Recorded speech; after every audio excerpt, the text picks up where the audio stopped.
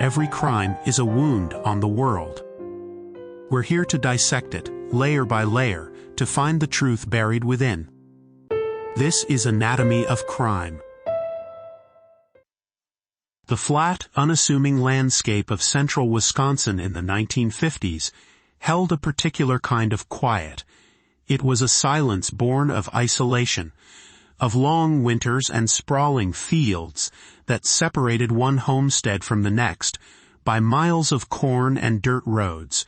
This was a place where people knew their neighbors, but didn't necessarily know their secrets. Life was governed by the rhythm of the seasons, the church bell on Sunday, and the hum of a tractor in the distance. In the small town of Plainfield, population just under 700, this quiet was a comfort, a sign that all was right with the world. On the morning of Saturday, November 16, 1957, that comfort was about to be irrevocably shattered. The day began like any other. The crisp autumn air carried the scent of wood smoke and damp earth. Hunters were out in the woods. It was the opening day of deer season. Bernice Worden, the 58-year-old owner of the Worden hardware store, was preparing for a steady, if not busy day. She was a fixture in Plainfield, a widow known for her straightforward demeanor and reliability. Her son, Frank, was the town's deputy sheriff, a fact that gave her an added layer of security in the community's collective mind. But security is a fragile thing. Around noon, a customer entered the hardware store to find it empty. The cash register was open, and a dark, rust-colored stain was visible on the wooden floor. A receipt slip sat on the counter, the last transaction of the day, written in Bernice's hand. It was for a half-gallon of antifreeze. The last customer, according to that slip, was a man named Ed Gein. When Frank Worden arrived at his mother's store, a cold dread began to set in. The blood on the floor confirmed his worst fears. His mother was gone. The only clue was that sales slip and the knowledge that Ed Gein, the peculiar local handyman who lived a hermit's life on his family's dilapidated farm, was the last person to see her. Gein was an oddity, but most locals considered him harmless. He was shy, with a strange, lopsided smile, and a habit of laughing at his own jokes, even when they weren't funny. He did odd jobs around town, babysat for neighbors, and was generally regarded as someone you could count on to fix a fence or help with a harvest. He was strange, yes, but this was rural Wisconsin. Eccentricity was often tolerated, even overlooked. But as Deputy Worden and Sheriff Art Schlee considered the scene, Gein's name on that receipt shifted from a simple data point to a beacon of suspicion. He had been in town earlier, telling people he was heading out to his farm to hunt. As evening fell, Sheriff Schlee and another officer drove the 6 miles out of town to the Gein farm. The property was a portrait of decay. The 160-acre homestead was overgrown, the buildings sagging and weather-beaten. The main farmhouse, where Ed lived alone, was dark and silent, with boards covering many of the windows. It looked less like a home and more like a tomb. There was no answer at the door. The officers waited, their suspicion mounting with every passing minute. When Gein was located later that evening at a neighbor's house, he was brought in for questioning. His story about the antifreeze was inconsistent, his demeanor unnervingly calm. Sheriff Schlee decided it was time to search the farm. With a warrant in hand, Schlee and his deputies returned to the darkened property just before midnight. The house was cold, a bone-deep chill that had nothing to do with the November air. The electricity had been cut off long ago. Using flashlights and lanterns, they forced their way in. The first room they entered was a kitchen, and it was a scene of utter chaos. It was cluttered with junk, garbage, old magazines, and filth. But it was in the adjacent summer kitchen, a lean-to shed attached to the main house, where the true nature of the place began to reveal itself. Sheriff Schley's flashlight beam cut through the darkness, and as he moved through the room, he brushed against something hanging from a meat hook on the ceiling. He thought it was a deer carcass, skinned and dressed for butchering. It was deer season after all. But when the beam of light swung back and illuminated the object fully, the reality crashed down upon him. It was not a deer. It was the headless, gutted torso of a human being, hung upside down by its ankles. It was the body of Bernice Worden. That discovery was only the beginning. It was the entry point into a world of horror so profound, so utterly alien to human experience, that it would forever haunt the men who witnessed it. What they found inside Ed Gein's farmhouse that night would not only solve the disappearance of Bernice Worden, but would also unearth a legacy of depravity that reached far beyond the borders of Plainfield. It would expose a man not just of murder, but of obsession, of desecration, and of a psychological sickness so complete it seemed to have been torn from the pages of a Gothic horror novel. The story of Ed Gein is not the story of a prolific serial killer. He is confirmed to have killed only 2 people, but his influence, his impact on our collective psyche is immeasurable. Today on Anatomy of Crime, we dissect the anatomy of a psychological archetype. We will explore how a quiet, unassuming man from the farmlands of Wisconsin, shaped by the suffocating grip of a domineering mother and the crushing weight of isolation, became the terrifying blueprint for American horror. We will examine the unique and grotesque anatomy of his crimes, which were not born of rage or lust in the conventional sense, but from a desperate, twisted desire to resurrect the dead and blur the line between man and woman, sanity and madness, life and death. This is the story of the man whose real-life atrocities gave birth to the fictional monsters that still populate our darkest dreams. To understand Edward Theodore Gein, you must first understand his mother, Augusta. More than any other figure, she was the architect of his mind, the sculptor who chiseled his worldview from a block of fear, shame, and fanatical piety.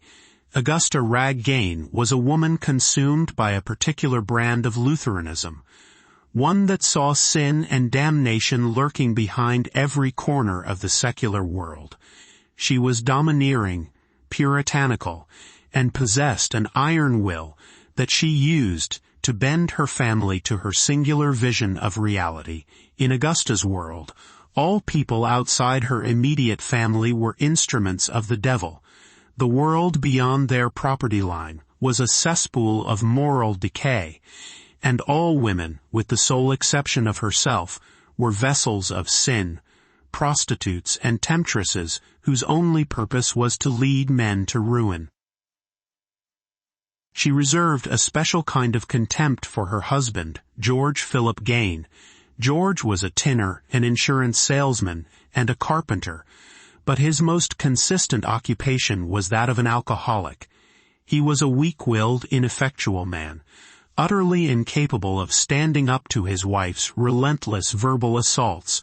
Augusta saw him as a pathetic failure, a drunkard who was powerless to provide for his family or protect them from the sinful world she so despised.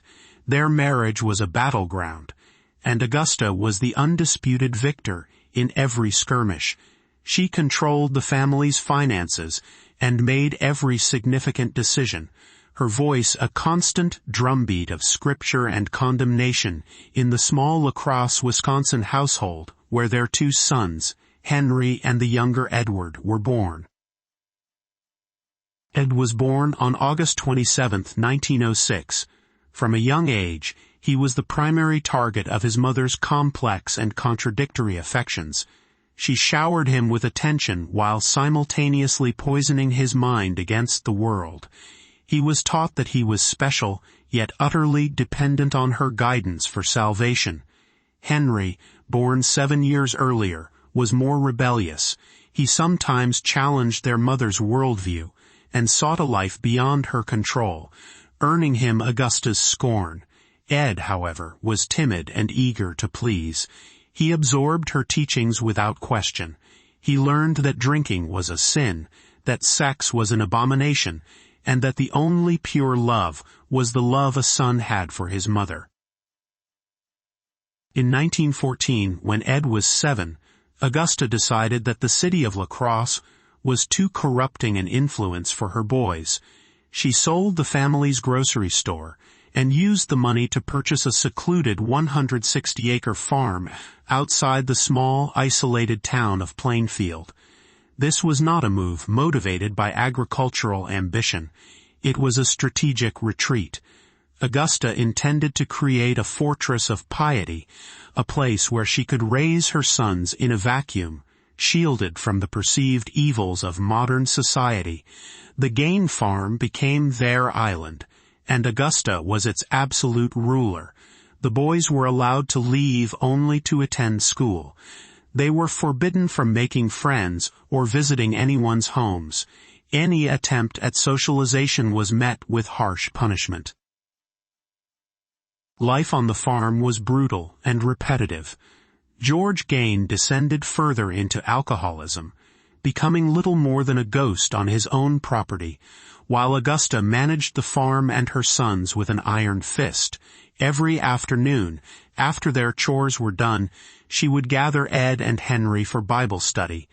But her lessons were not of love and redemption.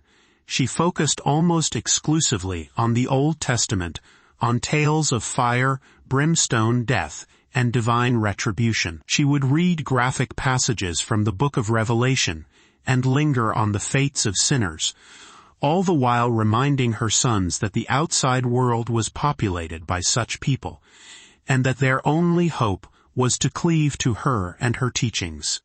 Ed, shy and socially inept, clung to her every word. He developed an intense, almost worshipful attachment to his mother. He was her shadow, her confidant, the sole object of her twisted form of love. It was a bond that would become the central, defining feature of his existence. The first crack in this isolated world appeared on April 1, 1940. George Gein, after years of alcohol abuse and subjugation, died of heart failure at the age of 66. His death changed little of the family dynamic. Augusta had long been the true head of the household, and she and her sons continued to run the farm. But without the buffer of his father, however ineffectual, Ed and his brother Henry were left to contend with Augusta's full, undivided attention.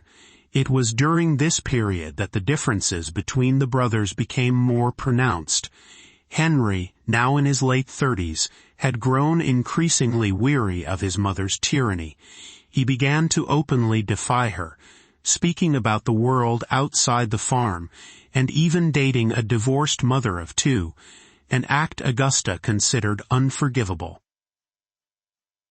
Henry was also concerned about his younger brother. He saw Ed's devotion to their mother as unhealthy and obsessive. He worried about Ed's social immaturity and his strange, solitary habits. He would sometimes talk back to Augusta, particularly when she was berating Ed, trying to offer his brother a glimpse of a different perspective, a world where their mother was not the infallible center of the universe. This defiance was, in Augusta's eyes, a grave betrayal. Ed, caught in the middle, invariably sided with his mother. He saw Henry's rebellion not as a bid for freedom, but as a sinful attack on the woman he idolized. The tension on the Gein farm reached a breaking point on May 16, 1944. On that day, the two brothers were working to clear some marshland on the property by burning away the overgrown brush. The fire grew out of control, and the local fire department had to be called in to extinguish it. As the smoke cleared and the evening wore on, Ed reported to the authorities that his brother Henry was missing. He claimed they had become separated in the smoke and chaos. He then led the search party directly to the spot where Henry's body lay, face down in the dirt. The official story was that Henry Gein had died of heart failure, overcome by the smoke from the fire. But there were troubling inconsistencies. The ground where his body was found was untouched by the flames. More disturbingly, the county coroner later noted that Henry had bruises on his head. Despite these red flags, the local sheriff, a man who knew the family and their reclusive ways, quickly dismissed any possibility of foul play. No autopsy was performed, and no formal investigation was launched. The death was ruled an accident. For years, speculation has swirled around Henry's death. Many investigators and researchers believe that Ed murdered his brother. The motive is a matter of debate. Was it a fit of rage, prompted by Henry's criticism of their mother? Was it a calculated act to eliminate his only rival for Augusta's affection and attention, or was it something else entirely? Ed, for his part, never confessed to killing his brother, and the truth remains buried with the two men. But whatever the cause, Henry's death had a profound consequence. It left Ed completely and utterly alone with his mother. He was now the sole focus of her world, and she was the entirety of his. This period of intense, isolated codependency lasted for just over a year. But Augusta's health was failing. She suffered a debilitating stroke shortly after Henry's death, which left her partially paralyzed. Ed became her sole caretaker, nursing her with a devotion that bordered on religious fervor. He bathed her, fed her, read to her from her beloved Bible, and tended to her every need. It was during this time that her verbal abuse reportedly intensified, her condemnation of the world and its sins growing more shrill as her body failed her. Then a second, more severe stroke followed. On December 29, 1945, Augusta Gein died. At the age of 39, Ed Gein was, for the first time in his life, truly alone. The anchor of his existence, the sun around which his entire life had orbited, was gone. The farm fell silent. The voice that had guided, chastised, and defined him was extinguished. For a normal man, this would be a time of grief, followed by a slow, painful process of building a new life. But Ed Gein was not a normal man. He had been systematically deprived of the tools necessary to function in the world. He had no friends, no social skills, and a worldview so warped that it could not withstand the solitude. The death of his mother did not free him. Instead, it created a vacuum so powerful and so terrifying that something had to rush in to fill it. And what rushed in was a grotesque fusion of grief, obsession, and a deep-seated curiosity about the forbidden secrets of the human body, a curiosity that had been planted and nurtured by his mother's own morbid obsessions with death and divine punishment. After Augusta's death, the Gein farm began to physically manifest the decay in its owner's mind. The fields went untended, the fences rotted, and the outbuildings sagged further toward collapse.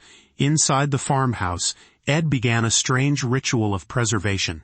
He boarded up the rooms his mother had used most frequently, her upstairs bedroom, the downstairs parlor, and the living room, turning them into sacred tombs, untouched and immaculate shrines to her memory. He moved into a single small room next to the kitchen, a filthy space that became the nucleus of his new, solitary existence. The rest of the house he let slide into squalor, a chaotic mess of garbage, farm equipment, and stacks of books and magazines.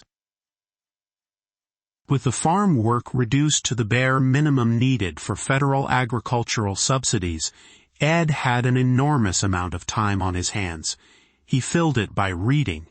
He consumed a bizarre diet of literature, lurid pulp novels, horror comics, adventure stories, and, most significantly, medical textbooks and anatomy journals.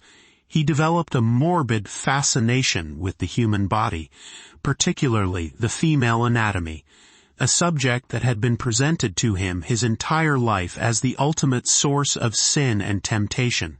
He also became engrossed in stories of Nazi atrocities, reading about the horrific medical experiments conducted in concentration camps, and about Ilse Koch, the so-called bitch of Buchenwald, who was rumored to have made lampshades and other household items from the skin of murdered prisoners. These stories did not horrify him. They intrigued him. The loss of his mother had left a void that was more than just emotional. It was physical. He longed for female companionship, but his mother's teachings had instilled in him a paralytic fear of living women. His desire and his terror were locked in an impossible conflict. It was around this time, as he later told investigators, that he began to entertain a radical, horrifying idea. He wanted a woman, and if he couldn't have a living one, perhaps he could create one from the dead. More than that, he began to fantasize about a sex change, a transformation that would allow him to literally become his mother, to crawl inside her skin and eliminate the unbearable loneliness he felt. His reading and his fantasies coalesced into a plan. He started by studying the local obituaries in the La Crosse Tribune. He wasn't just looking for any death. He was looking for recently deceased, middle-aged women who bore a physical resemblance to his mother. He would note their names and the locations of their burials. Then, under the cover of darkness, he began his nocturnal expeditions to the cemeteries of Plainfield and the surrounding communities. He was not alone in these endeavors. He often enlisted the help of a man named Gus, a friend who was as much an outcast as Ed was. Gus was described as being mentally slow and, like Ed, was easily influenced. It seems Gus was either unaware of the true purpose of their trips or was simply swept along by Ed's more focused obsession. Gein told investigators that on these dazing nights, when the moon was dark and the world was asleep, he and Gus would visit as many as 3 or 4 different cemeteries. He claimed that on about 10 of these occasions, they successfully exhumed a grave. He insisted that he never desecrated the entire body. He was selective. He was a collector. He would take the parts he needed for his projects, the heads, the skin, the organs. He would then return the rest of the corpse to the coffin and rebury it, attempting to leave the grave looking undisturbed. Back at his farmhouse, in the cold, fetid air of his workshop, he would begin his work. He became a self-taught tanner and anatomist, using his primitive knowledge to preserve the human remains he had stolen. The purpose of this grisly work was twofold. First, it was a practical matter. He began to craft objects from his collection. He made bowls from the tops of human skulls. He upholstered a set of chairs with tanned human skin. He fashioned a lampshade from the skin of a human face, a corset from a female torso, and leggings from the skin of human legs. He created a belt adorned with human nipples and a box filled with preserved female genitalia. These were not just macabre decorations. They were functional items in his isolated world, a domestic environment built from the bodies of the dead. The second and more psychologically profound purpose of his grave robbing was his ultimate project, the creation of a woman suit. He carefully skinned the torsos of the women he exhumed, tanning the hides and stitching them together. He also created masks from their faces, preserving the hair and applying makeup to them. His goal, as he would later explain with a chilling, matter-of-fact logic, was to wear these items. By donning the skin of these women, he believed he could transcend his own identity and become his mother. It was a desperate, pathological attempt to resurrect her, to physically merge with her, and in doing so, to finally silence the echoes of her voice in his head and quell the crushing loneliness that had consumed him since her death. For nearly a decade, from 1947 to the mid-1950s, Ed Gein lived this secret double life. To the people of Plainfield, he was the quiet, harmless handyman. But at night he was the ghoul of the farm, a man who walked among the dead and brought them home with him, piece by piece. For years, Ed Gein's needs were met by the dead. The cemeteries of central Wisconsin provided him with all the raw material he required for his grotesque projects and his psychological fantasies. But something began to change in the mid-1950s. The process of exhuming bodies was laborious and messy. Perhaps the thrill began to fade, or perhaps his needs became more urgent. The bodies he was acquiring were, by their nature, imperfect. He began to crave fresher material. The line between robbing graves and creating them began to blur. The leap from scavenging to hunting was not a large one for a mind as isolated and morally unmoored as Gein's. The first woman to vanish was Mary Hogan. She was the 54-year-old owner of a rough-and-tumble local tavern. On the evening of December 8, 1954, she disappeared. Investigators arriving at the scene found a pool of blood on the tavern floor and a spent .3220 Winchester cartridge casing. A trail of blood led out the back door to the parking lot, where it abruptly stopped. It was clear that Mary had been shot and her body dragged away. The investigation was extensive, but it turned up no solid leads. Plainfield was a place where things like this simply didn't happen. Mary Hogan had vanished into thin air, leaving behind only a bloodstain and a mystery. Ed Gein had been a patron at Hogan's Tavern. He was known to hang around, sometimes staring at Mary with an unnerving intensity. He even made a strange joke to a local man after her disappearance, saying that Mary was staying at his place.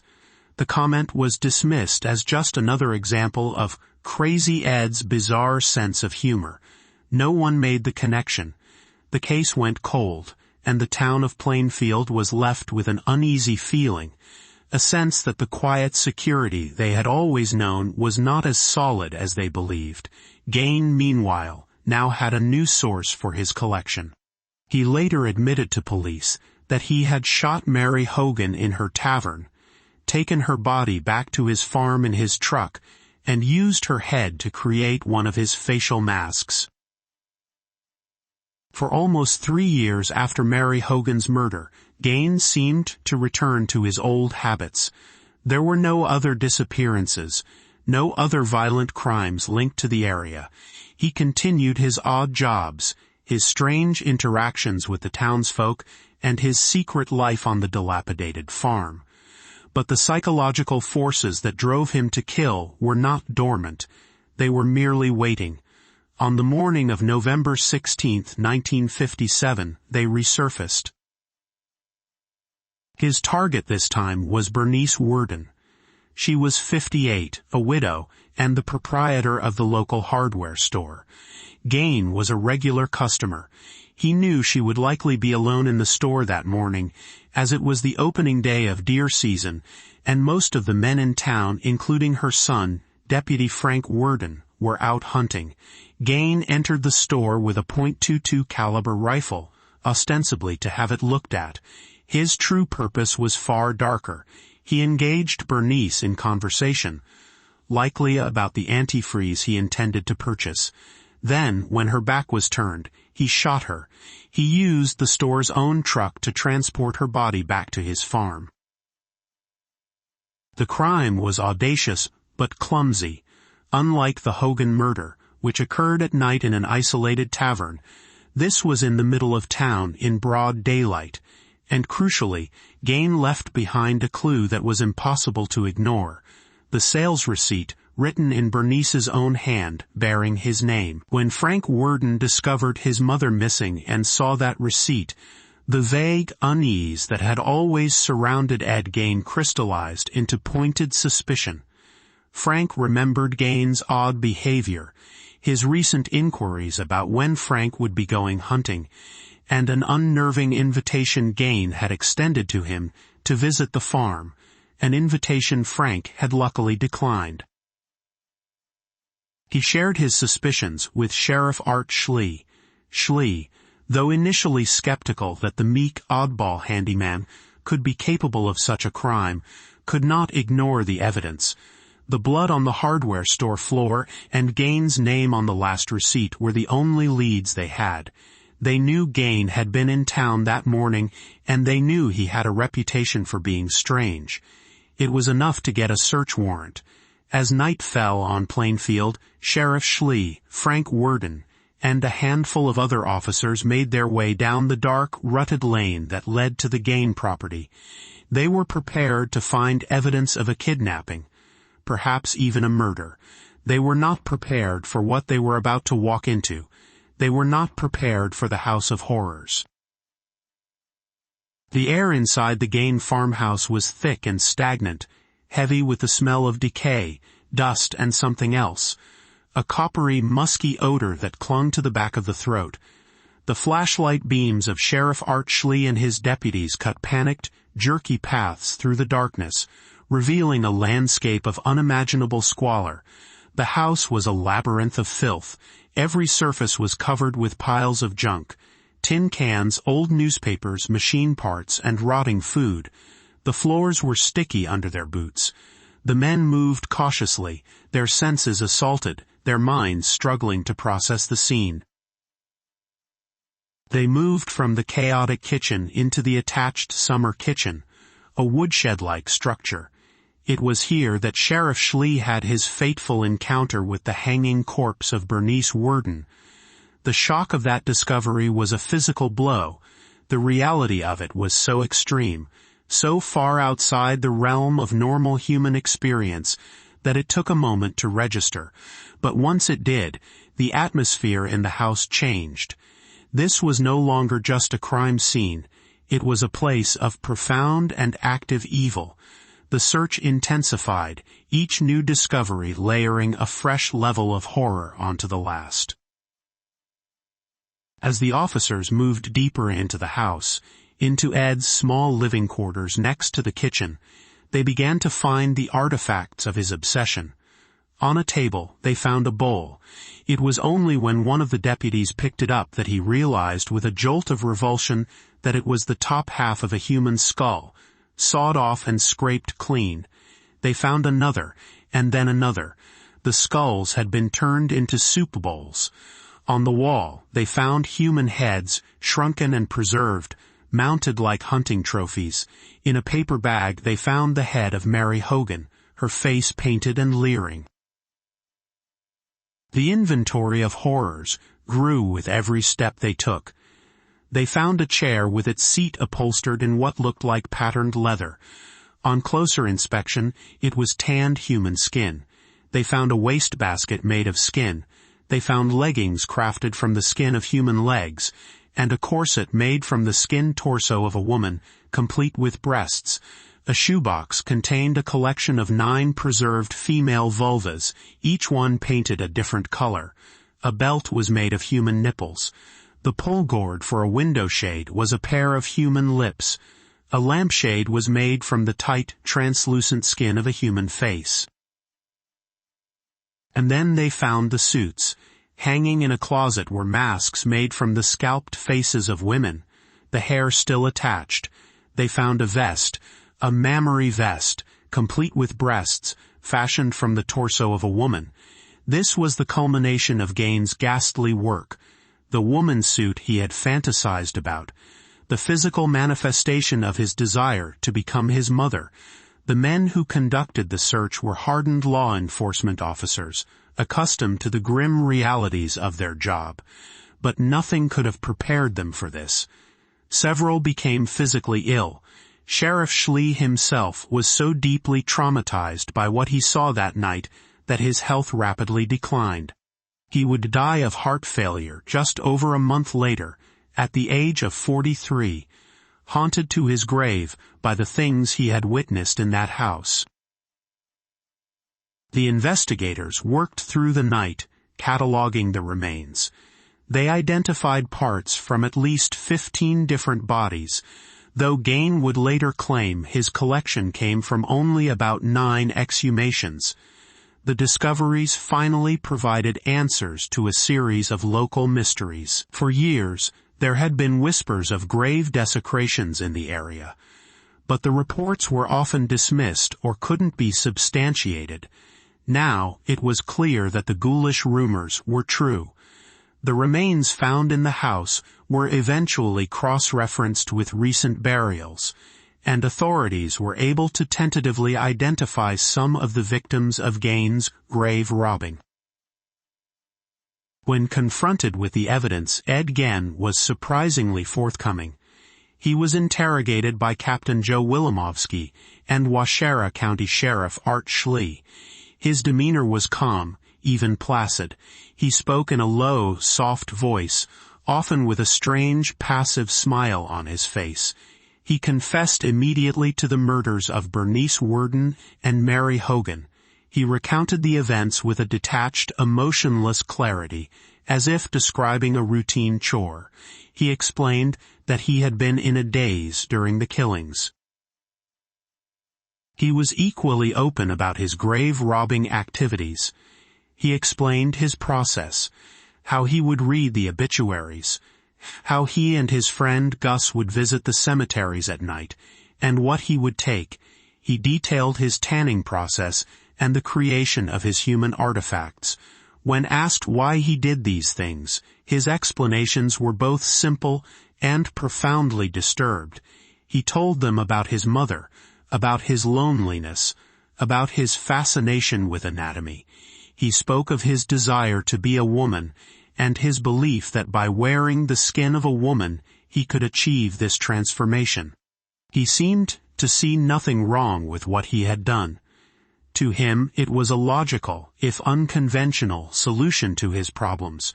His confession confirmed the darkest fears of the investigators, and opened a window into a mind that operated on a logic entirely its own.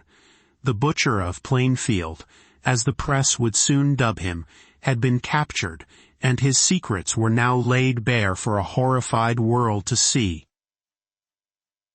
The case against Edward Gein presented a unique challenge for the legal system.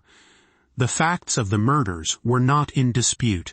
He had confessed willingly and provided details that only the killer could know.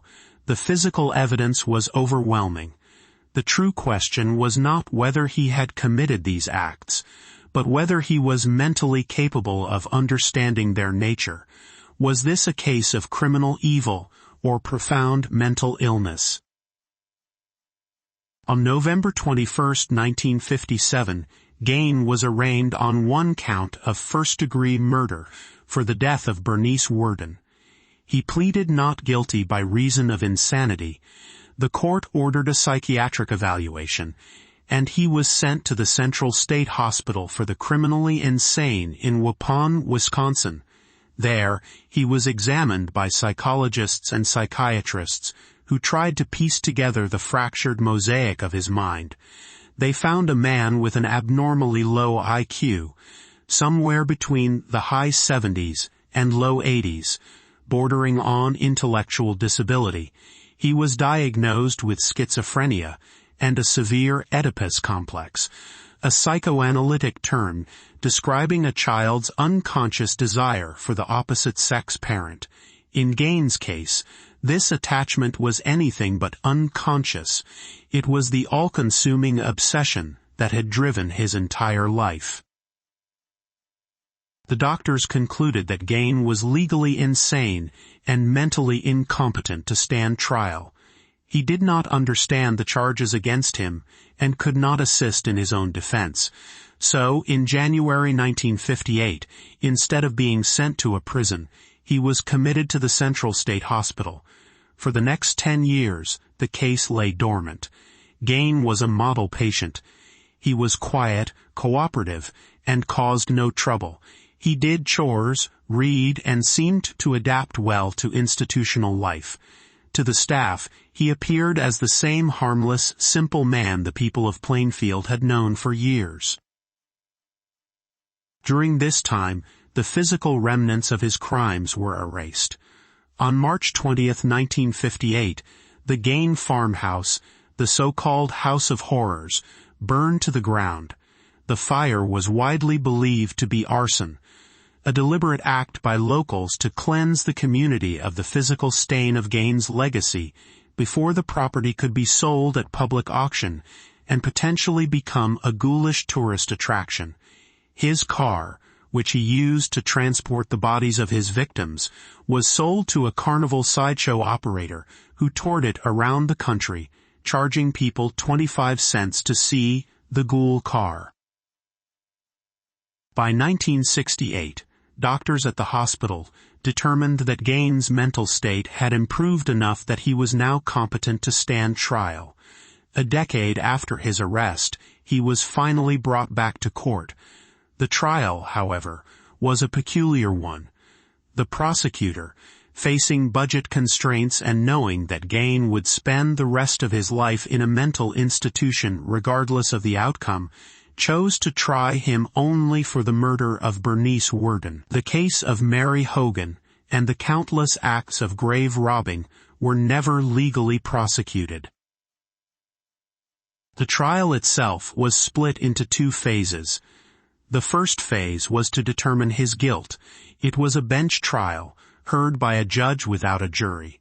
The evidence was presented, and on November 14, 1968, Judge Robert H. Gallmar found Edward Gein guilty of the first-degree murder of Bernice Worden. The second phase of the trial, which began immediately after, was to determine his sanity at the time of the crime. Both the prosecution and the defense presented psychiatric testimony. The consensus was clear. Gein was suffering from chronic schizophrenia. He did not know that what he was doing was wrong, according to the laws of society, because he was operating under a delusional system of his own making. The judge, therefore, found him not guilty by reason of insanity. With this verdict, Gein was recommitted to the Central State Hospital. He would spend the remainder of his life in mental institutions, later being transferred to the Mendota Mental Health Institute in Madison, Wisconsin. He died there of respiratory failure on July 26, 1984, at the age of 77. He was buried in the Plainfield Cemetery, in the family plot, in an unmarked grave between his mother and his brother. His legacy, however, was far from over. It had already escaped the confines of Plainfield and was beginning to metastasize within the American cultural imagination. The anatomy of the Ed Gein case is unlike almost any other in the annals of true crime. It is not defined by the number of his victims or the complexity of the investigation. He was, in the grim calculus of serial murder, a minor figure. His significance lies not in the what or the how many, but in the why, and in the sheer, unadulterated horror of his methods. His crimes were not merely acts of violence, they were acts of creation. He was a collector, an artisan of the macabre, who used the human body as his medium. He didn't just kill Bernice Worden. He butchered her like an animal, preparing her body for a purpose that existed only within his own deranged mind. This transgression, the violation of the final taboo, the sanctity of the dead, is what makes his case so uniquely disturbing. Gein's story became a cultural touchstone because it tapped into a primal set of fears. The idea of the quiet, unassuming neighbor who harbors a monstrous secret became a cornerstone of modern horror. Just 1 year after the details of his crimes were made public, the author Robert Bloch, who lived only 35 miles from Plainfield, published his novel Psycho. The parallels were unmistakable. A reclusive, socially awkward man living in an isolated house, completely dominated by the memory of his deceased puritanical mother. The character of Norman Bates was in essence a fictionalized, more psychologically accessible version of Ed Gein. Alfred Hitchcock's 1960 film adaptation seared this archetype into the public consciousness forever.